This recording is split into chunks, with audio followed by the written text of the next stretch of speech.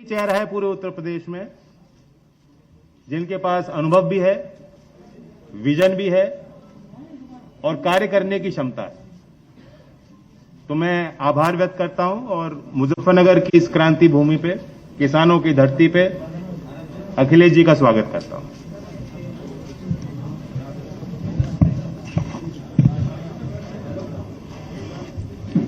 मैं सबसे पहले जयंत चौधरी जी का धन्यवाद देता हूं और इसके साथ साथ मैं अपनी प्रेस के जितने भी साथी यहां उपस्थित हैं, मैं इस विलंब के लिए आप लोगों से क्षमा मांगता हूं। देरी का कारण मुझे नहीं बताया गया। मैं कई घंटे हेलीकॉप्टर में बैठा था,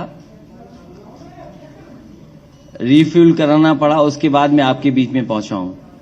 मैं धन्यवाद देता हूं जिसकी भी कृपा से मैं आपके पास पहुंचा हूं। मैं पत्रकार साथियों का बहुत बहुत धन्यवाद। आज मुजफ्फरनगर में चुनाव की पहली प्रेस कॉन्फ्रेंस हो रही है। सबसे पहले मैं चौधरी चरण सिंह जी को याद करता हूं।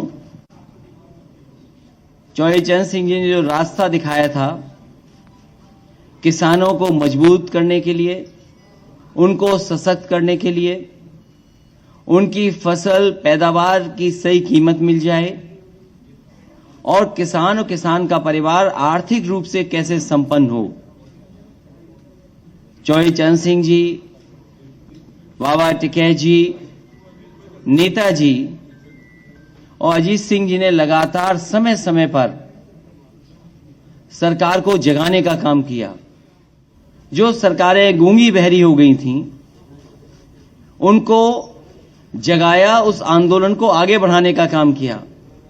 मुझे खुशी है इस बात की कि आज जयंत चौधरी जी और हम लोग मिलकर के उस विरासत को आगे बढ़ा रहे हैं।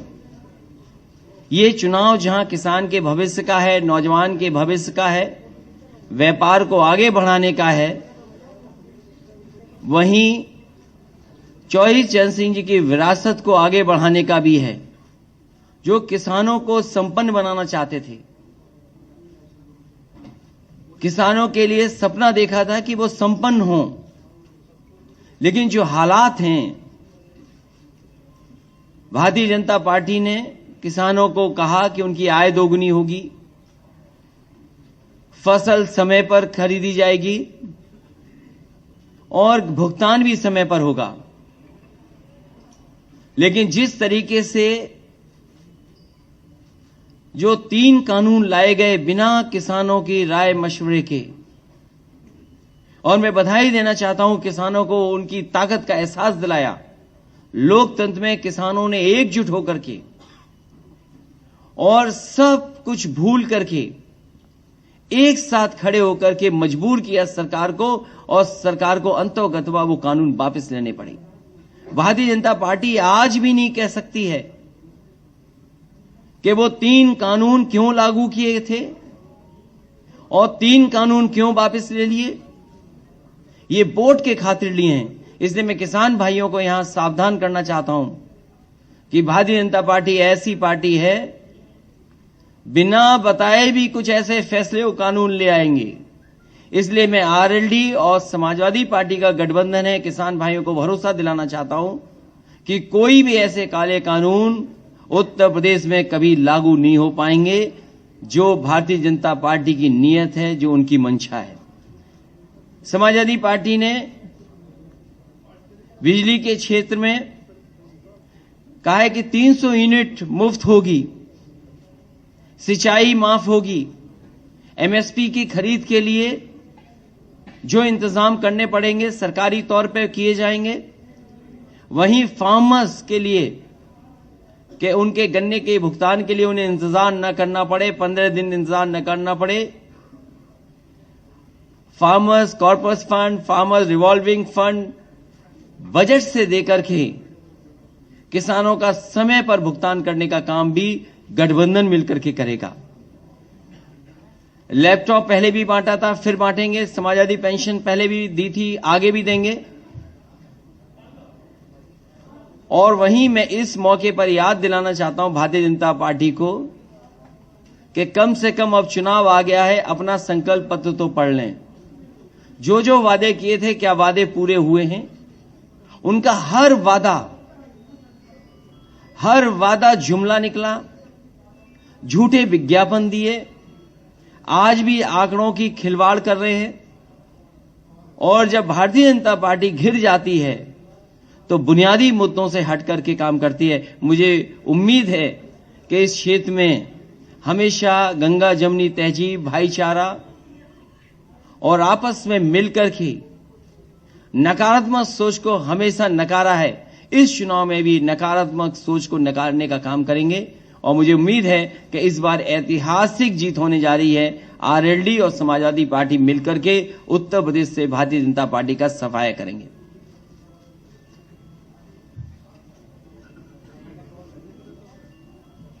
सर, इस जोड़ी को क्या नाम देंगे? पहले तो यूपी के लड़के थे, वो भतीजे थे, अब इस जोड़ी को क्या नाम देंगे? ये दोनों किसानों के बेटे हैं, किसानों के हक के लिए आखिरी वक्त तक लड़ेंगे और इसीलिए मैं जेब में एक पोटली लेके चलता हूं, लाल टोपी और लाल पोटली। ये अन्नदाता के पक्ष में हराने के लिए, उन्हें भगाने के लिए अन्न संकल्प लेकर के चलता हूं। मैं तो कहूंगा पत्रकार साथियों, अगर आप में भी कोई लेना चाहे तो अन्न संकल्प ले सकता है। हम सब तो ले चुके हैं, अन्न संकल्प ले लिया हमारे अध्यक्ष जी और सब लोगों ने।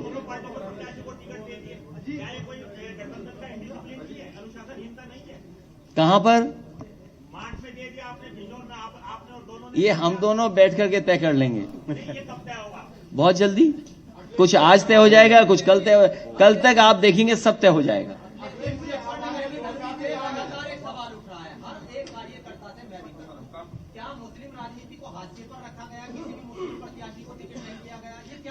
ये गंगा जमुनी तहजीब है, गंगा जमुनी संस्कृति को मिल करके आगे बढ़ाने का काम कर रहे हैं। नेगेटिव पॉलिटिक्स को खत्म कर रहे हैं, नकारात्मक पॉलिटिक्स को खत्म कर रहे हैं और समाजवादी पार्टी आरएलडी मिलकर के, यहां सवाल ये नहीं किसको टिकट मिला किसको नहीं मिला, हम दोनों मिलकर के किसानों के हक और सम्मान के लिए लगातार आगे बढ़ते रहेंगे, लगातार संघर्ष का रास्ता अपनाएंगे।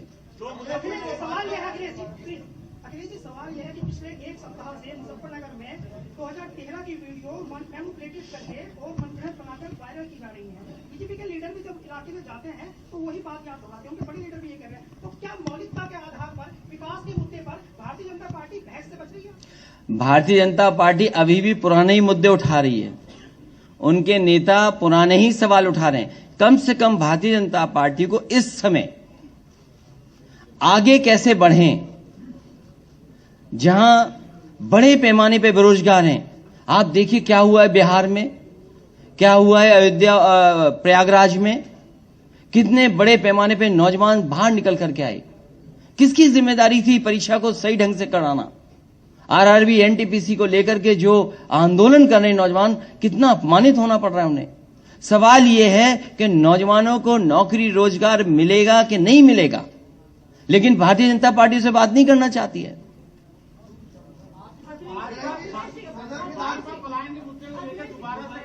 इस बार भारतीय जनता पार्टी का राजनीतिक पलायन होगा और आपने देखा नहीं हमारे बाबा मुख्यमंत्री का कैसा पलायन हुआ है। वो पहले अयोध्या से टिकट मांग रहे थे, मथुरा से टिकट मांग रहे थे, प्रयागराज से टिकट मांग रहे थे।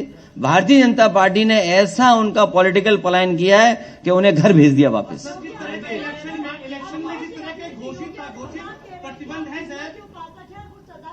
जिस तरह के घोषित प्रतिबंध इलेक्शन पर है, आपको लगता है इस तरह की कल्पना आपने इलेक्शन की थी? भारतीय जनता पार्टी के लोग पर्चा भी बांट रहे हैं तो कोरोना फैलाने के लिए बांट रहे हैं ऐसे करके। उन्हें ये नहीं पता इलेक्शन कमीशन को ऐसे लोगों को एकदम रोक देना चाहिए जो ये भूल गए हों कि कोरोना फैलता कैसे है। मुझे खुशी है यहां जितने भी पत्रकार बैठे हैं और हम लोग सब जो इलेक्शन कमीशन की गाइडलाइन है उसका पालन कर रहे हैं।